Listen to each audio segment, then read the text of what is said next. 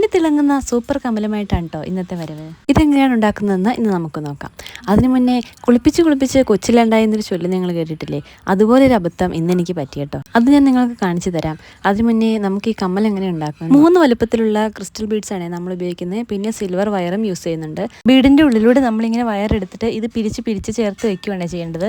എന്നിട്ട് അത് വളച്ചിട്ട് നമ്മൾ അതിൻ്റെ തന്നെ ഒരു ഹോൾ ഉണ്ടാക്കുകയാണ് ചെയ്യുന്നത്. കുറച്ച് സ്ട്രോങ് ആയിട്ട് ഇരുന്നോട്ടെ എന്ന് വിചാരിച്ച് ഞാൻ നല്ല ടൈറ്റിൽ തന്നെ മുറുക്കി വെച്ചു ഗൈസ്.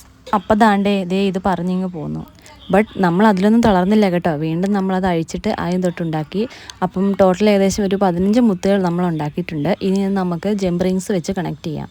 അപ്പം വീണ്ടും പറ്റിയൊരു അബദ്ധം, ഞാൻ എടുത്ത ജംപ് റിങ്സിൻ്റെ വലിപ്പം കുറച്ച് കൂടുതലായിരുന്നു കേട്ടോ. എങ്കിലും ഞാൻ അതിൽ കണക്ട് ചെയ്ത് നോക്കാം, ലാസ്റ്റ് നല്ല ഭംഗി ഉണ്ടായിരിക്കുമെന്ന് വിചാരിച്ച് മുന്നോട്ട് പോയത്. പക്ഷെ ഞാനത് മാറ്റി ഇപ്പോൾ ചെറിയ ജംപ് റിങ്സ് ആണ് ഉപയോഗിച്ചത്. ഇതാണ് കമലിൻ്റെ ഫൈനൽ ലുക്ക്. ഇഷ്ടമായാലും ഇല്ലെങ്കിലും കമൻറ്റിലൂടെ പറയാൻ മടിക്കരുതേ. പിന്നെ സബ്സ്ക്രൈബ് ചെയ്യാനും മറന്നു പോകരുത് കേട്ടോ.